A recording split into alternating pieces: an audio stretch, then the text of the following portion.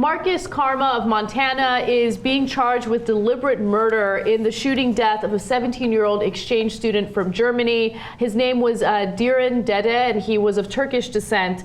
And the way it went down was extremely, extremely shady. And it also reminds me of a story that happened earlier this month, which we will get to.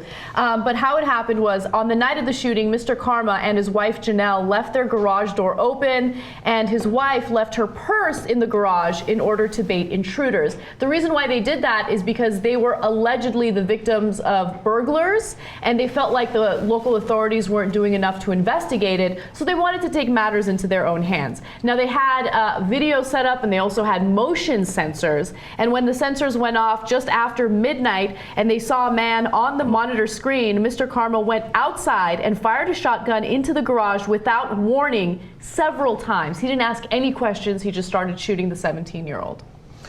And of course, he passed away. They had to take his body back to Turkey to bury it.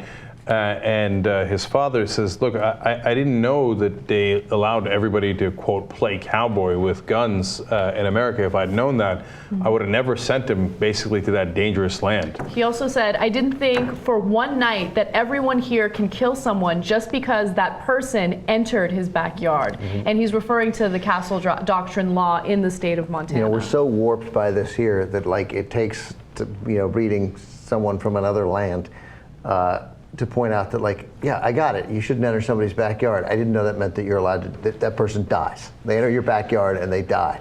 And to civilized people, that's barbaric. They don't have ALEC creating model legislation in these other countries, apparently, to empower people to want to put out some bait so that they come and shoot them and kill them. Yeah, so let's talk about that garage for a second. And it's unclear about the, is the garage in the backyard or not. But the garage door is open. You know, a good citizen could come by and say, oh, wow, they left their garage door open. I should go tell them. And that's why they enter the yard, right? Or even the garage. I've had my neighbor do that all the time. He comes by all the time and says, hey, Cenk, remember alternate street parking? You should move your car, or you left your garbage out. They can fine you for that. He's a super helpful neighbor. Now, if I was a gun advocate, I would have shot him and killed him 3 different times. Like, hey, he entered my yard, right?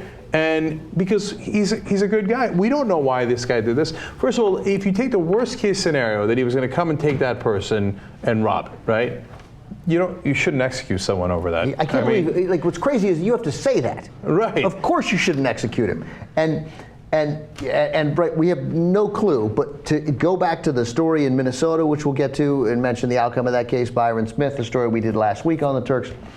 This guy, this 29-year-old firefighter, Mr. Kaarma, he told his hairstylist earlier in the week that he'd been robbed and that he was, and essentially, paraphrasing, was going to wait up at night so he could shoot him.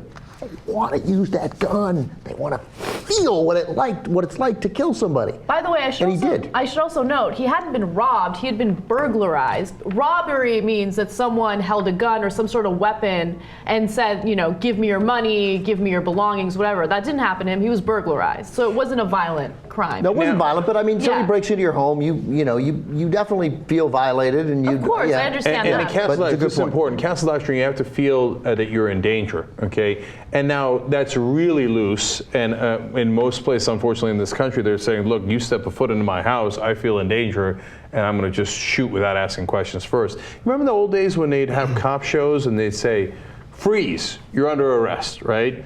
I mean, that seems so like, oh, the good old days. Like, now nobody says freeze anymore. Nobody asks any questions first. Nobody says, hey, wait a minute, is this, my aunt? Is this my neighbor?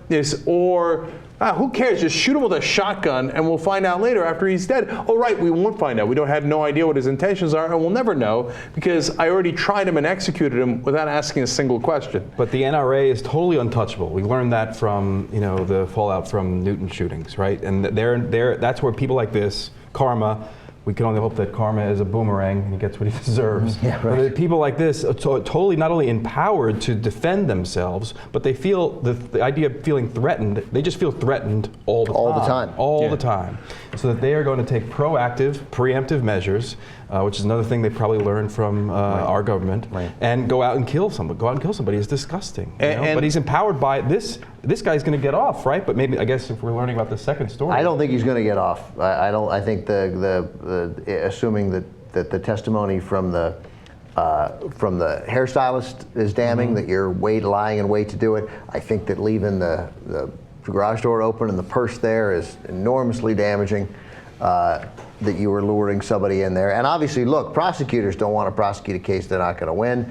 And, you know, prosecutors are on the side of law and order. And this is a kid who was, granted, he might have been saying, oh my God, just your purse there and the door's wide open. He might have been doing a kind, decent gesture. He's probably going to take the purse. Odds are he saw it right there, but we don't know. Doesn't matter. So prosecutors. I'm super biased, obviously, because I'm happen to be Turkish American. Right. But you think it's a Turkish move? It's a Turkish move to say, oh my God, they left the purse open. I should go tell them, right? Almost every Turk I know I'm massively biased, and but there is no court of law here because they executed the kid without figuring out what his intentions were. But every Turk I know would think like, oh my God, I got to go tell them that somebody will take that purse, right? And so. And again, to Ben's original point, even if the worst case scenario and he was going to take the purse, you don't shoot him in the chest and kill him. I mean, and you mentioned the cops. Where's freeze, buddy? I got a gun on you. If you make a move, you lie on the ground, put your call in the police. That's absolutely critical. I got to jump in right there because we have to judge his intent, right? If you're on the jury, if they bring this to a case and you're on the jury, you think, okay, what was Markus Kaarma's intent here? If his intent was to make sure that everybody was safe, nobody got robbed, and that everybody was protected, he would say, freeze. Like, I got you covered, right? He would flick on the light and have his shotgun on, and he would detain the guy, right? And if he saw the slightest movement towards a possible weapon, he would shoot. But he didn't do any of that. He just shot immediately. His intent was bad. And clearly, I hope he's brought to justice, but I'm concerned that he won't be, because this is the kind of sick country we are these days, where we shoot first and never bother to ask questions. This guy's as big a coward as there is. That's right, huge coward. Because he's so afraid, for his whole life is spent afraid. Well, if I could only shoot someone without them seeing that I'm there, then I'll have the total advantage, then I'll be able to kill him without him knowing it all. Like, oh wow, you're a champion of courage and bravery, you know. So this guy is the worst. And remember, the context on the kid is that he's an exchange student. He's bothering to go to a different country to try to learn their culture, and unfortunately, he's learned it in all the wrong ways. We found the one guy lower on the rung than George Zimmerman. Yeah, he's a fairly successful soccer player at the college level in Germany. Mm-hmm. You know, is not a kid that has any background in crime at all, and has a significant background in education. And I undersold it when I paraphrased it. According to prosecutors, he told that hairstylist he had waited up at night. He'd already done it, waiting up at night to shoot intruders. Not to catch them, but to shoot intruders. He's making the conviction too easy. At least I hope so. Now in Minnesota, at least we did get some justice. In Minnesota, Diren Smith, he was retired, and he was accused of shooting and murdering Haley Kiefer and Nick Brady, 18 for Haley, 17 for Nick. He'd been robbed a couple of times, burglarized actually a couple of times, to your point, Anna. And he lay in wait for somebody to come in. He recorded it, the audio, and he waited downstairs for people to come down where he'd been robbed, I guess, in his basement. And they came down. Nick came down first, and he shot him twice. You hear Nick groan. Then he shoots him again. Then he said, and Diren Smith says, "You're dead." Then he wrapped him up in a tarp and dragged him somewhere. Then Haley came in, because I guess Haley was like, I'm waiting while Nick goes and does whatever, steals from this guy or whatever. And then he hadn't come in, and she heard the sound, and she was worried about her friend, so she may have done nothing. But Nick may have done, doesn't matter, Nick doesn't deserve to die. Then Haley comes in, and he fires shots at her. She screams, his gun jams, he apologizes, and then he shoots, I think, her 3 more times. And then he can be heard on the tape saying, "You're dying, bitch." And then by his own testimony admitted, or his own admission, put the gun somewhere up around her head and fired a kill shot. They played the audio that he'd recorded at the trial. The jurors have said that that was particularly damaging because on Wednesday of this week, Byron Smith was convicted on 2 counts each of premeditated first-degree murder. Exactly what he needed to be convicted of. And of course, that night on Sean Hannity's show, Hannity obviously expressed his degree of outrage at that conviction. Did he? Yeah. Wow. Oh my God. They came into his house, Hannity said. When He executed Geraldo us, Rivera, yes. I'm reading here from Media Matters, when Geraldo Rivera expressed disgust at the coup de grace shot, so, Rivera, I'm sure he, hemmed and hawed and so forth, and Rivera, at least having an ounce of human decency somewhere in there, said, the finishing shot once the girl's down. Maybe we didn't need that. Hannity responded, you know what, it's easy to say that after the fact, I wouldn't.